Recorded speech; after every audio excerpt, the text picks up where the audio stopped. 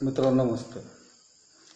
आज जो है हम SYBA के कितने प्रश्न करूं इस खंड काव्य में चित्रित जो समसामयिकता है उस पर अपनी बात रखने वाले हैं।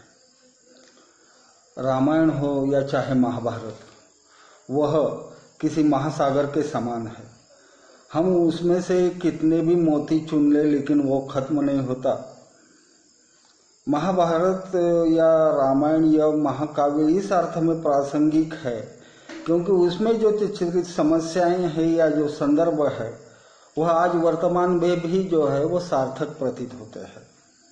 ममता कालिया की रचना कितने प्रश्न करो में सीता जी का केंद्रीय पात्र है जिसे हमने देखा है। इस पात्र के माध्यम से ममता कालिया ने जो सवाल उपस्थित किए हैं उनकी अहमियत जो है वो आज भी बरकरार है। समसामयिकता, कॉन्टेम्पररी, इसका सीधा अर्थ है आज की समझ रखना। वर्तमान जो होता है वो भूत पर अर्थात अतीत पर निर्भर रहता है और वह भविष्य की रूपरेखा बनाता है। समसामयिकता के माध्यम से सूचना, शिक्षा और मनोरंजन आदि सब का बोध होता है। समसामयिकता एक तरह से इतिहास बोध ही है क्योंकि इतिहास के चरण अतीत में होते हैं, उसकी देह वर्तमान में होती है और उसकी आंखें भविष्य की ओर देखती रहती है। यह अंग्रेजी समीक्षक और कवि T.S. इलियट ने एक स्थान पर कहा है।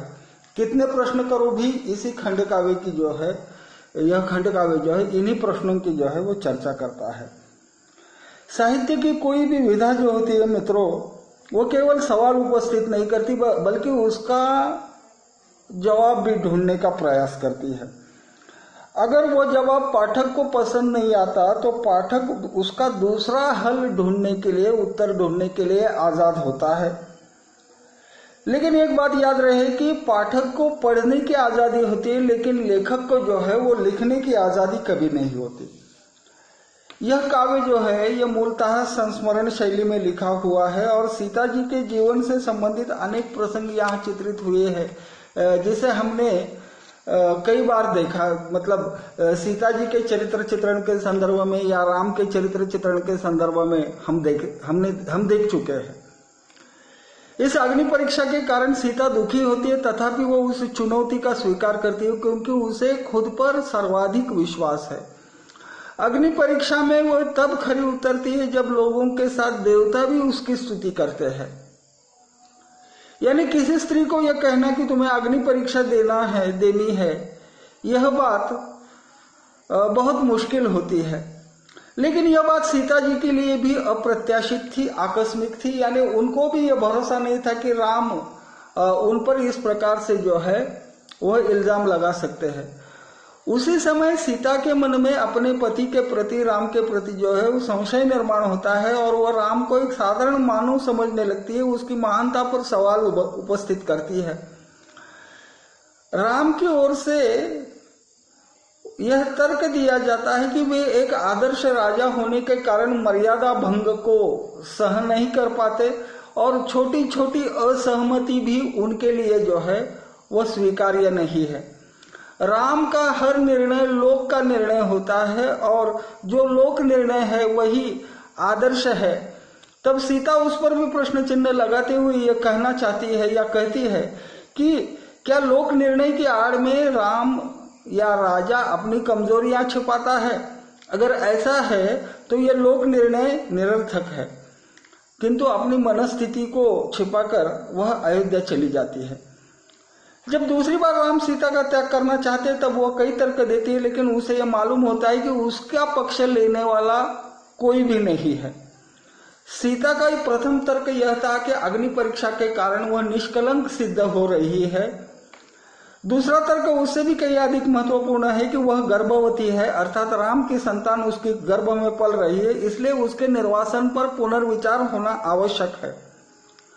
सीता का तीसरा तर्क यह है कि अगर राजा का मुख्य कर्तव्य प्रजारंजन है तो मैं भी उसकी प्रजा हूं। जाहिर है इन तीनों तर्कों का कोई भी अर्थ सत्ता के लिए नहीं है। राम की सत्ता इन तीनों तर्कों में से किसी भी एक तर्क का उत्तर नहीं दे सकती और लक्ष्मण रोती कलपती हुई सीता को तमसा नदी के किनारे छोड़कर अयोध्या वापस चले जाते हैं। इसी मनस्थिति में सीता जो है वह जल समाधि लेने का विचार करती है, लेकिन उसके अंदर की माँ उसे ऐसा करने नहीं देती। और पास में ही वहाँ कवि वाल्मीकि का आश्रम था, कई बार हम दोहरा चुके हैं। आगे चलकर वह वहाँ रहकर कुशलव को जन्म देती है और कुशलव को ऋषि वाल्मीकि के द्वारा जो है वो शिक्षा प्रदान की जाती है, धनुर्वेद सिखाया जाता है, उनको गीत गायन की कला सिखाई जाती है। जीवन का एक भी क्षेत्र ऐसा नहीं था कि जो लव और कुश को महर्षि वाल्मीकि ने सिखाया न हो। और जब रामायण राम कथा जब पहली बार भगवान राम के सामने गाई जाती है, अंत में राम को यह पता चलता है कि ये दोनों पुत्र उनके अपने ही है। अब सीता का त्याग करने के बाद राम लोगों के सामने जो है वो निष्कलंक सिद्ध हो चुके हैं।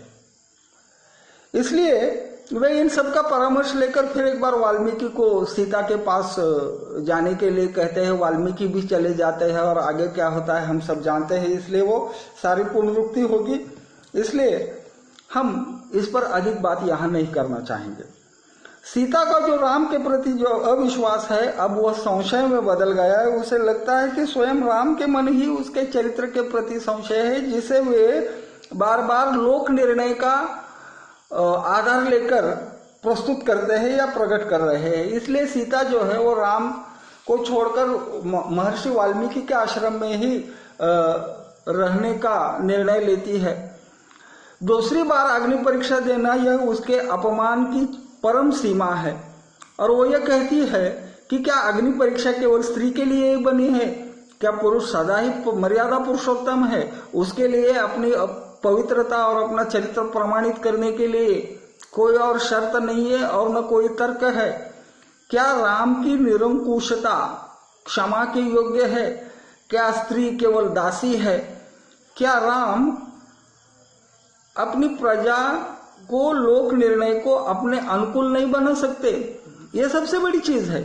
अगर मान जाए कि राम अगर ये सीना ठोंक के कहते ठोस विश्वास को लेकर कि मेरी सीता निरपराध है, तो प्रजा में कितने लोग ऐसे होते कि जो राम के खिलाफ चले जाते।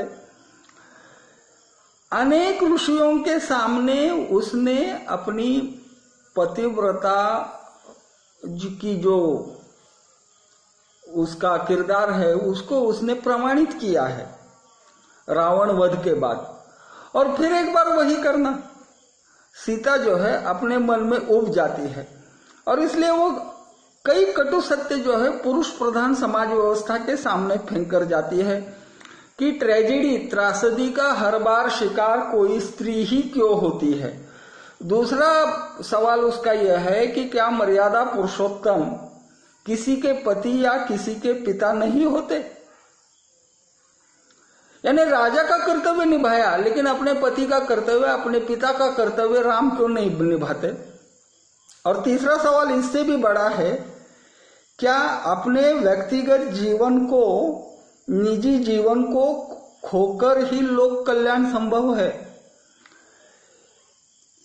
क्या इनमें समन्वय की स्थिति को हम निर्माण नहीं कर सकते? तो एक के बाद एक ऐसे तरह तरह के सवाल सीता राम के सामने रखती है कि जिसका जवाब देने के लिए राम के पास शब्द नहीं होते और वो निरुत्तर होते हैं। हमारे समाज की सबसे बड़ी त्रासदी या सबसे बड़ी ट्रेजेडी यह है कि हमारा समाज कभी स्त्री पर भरोसा ही नहीं करता और न विश्वास करता है।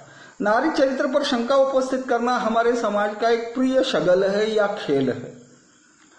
लोगों के बहाने, समाज के बहाने स्त्री की पवित्रता पर हम बार बार संदेह प्रकट करते हैं, जिसे भगवान राम भी अपवाद नहीं है। हालांकि राम की जो छवि है वो इसी के कारण धूमिल होती है, लेकिन यह बात उतनी ही सच है। और इसमें हम केवल राम को अपराधी क्यों माने? संसार के जितने भी महापुरुष हुए हैं, चाहे बुद्ध हो, चाहे महावीर हो, चाहे पितामह भीष्म हो, इन सभी लोगों ने, भीष्म की बात अलग थी, लेकिन मैं बुद्ध महावीर के साथ जोड़ना चाहूंगा कि बुद्ध और महावीर ने क्या किया। एक बार राजा के या राजधर्म के कारण सीता जी को राम ने छोड़ा, इन शब्दों में हम उसका समर्थन कर सकते हैं। But what's about Buddha and Mahavir? उनके बारे में हम क्या कह सकते हैं? स्त्री को प्रताड़ित करना, उसके अधिकारों से उसे वंचित करना, उसे उस सत्य से निर्वासित करना, यह तो स्पष्ट है कि स्त्री स्वयं के आत्मसम्मान की रक्षा के लिए तैयार हो सकती है और स्त्री को यह सोचना चाहिए कि अपनी कीमत उसे पहचाननी चाहिए। जब तक स्त्री अपनी कीमत नहीं पहचानती, उसका अपमान होता रहेगा और यह पुरुष प्रधान जो समाज व्यवस्था है वर्तमान की, वह स्त्री को अपना स्थान दिखा कर रहेगी और इसी कारण स्त्री जो है बार बार प्रताड़ित, अपमानित और निर्वासित हो जाती है। आज भी वह हालात बिल्कुल नहीं बदले। आज भी हम देखते हैं कि पुरुष प्रधान के समाज के सामने जो स्त्री का आत्मसम्मान है या सत्य की रक्षा है, इन्हीं से समस्याओं से जूझकर नारी को सक्षम करना यह हमारा परम कर्तव्य है। वर्तमान में नारी इन समस्याओं को जूझती हुई हमको नजर आती है, लेकिन सीता की प्रशंसा किए बगैर हम रह नहीं पाते कि उसने राम जैसे समर्थ पति को ना कहने की हिम्मत दिखाई। उसने केवल एक विद्रोह नहीं कहूंगा मैं इसे, लेकिन विरोध प्रदर्शित किया और वह विरोध केवल प्रदर्शित करते हुए वह नहीं रुकी, बल्कि उसने उसको अंत तक निभाया भी। और इसीलिए इस खंड काव्य में जो है वो ये जो समाज व्यवस्था नजर आती है वह सही अर्थ में आज भी प्रासंगिक प्रतीत होती है।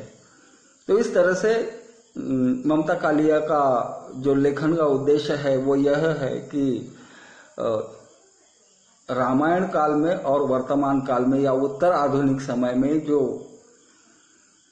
परिवेश है, उन परिवेशों की तुलना करना और उस समय स्त्री की आजादी और वर्तमान स्त्री की हालत, इस पर अपनी बात को स्पष्ट करना, यही उद्देश्य जो है को लेकर ममता जी ने जो है अपनी बात यहाँ स्पष्ट की है। नमस्कार।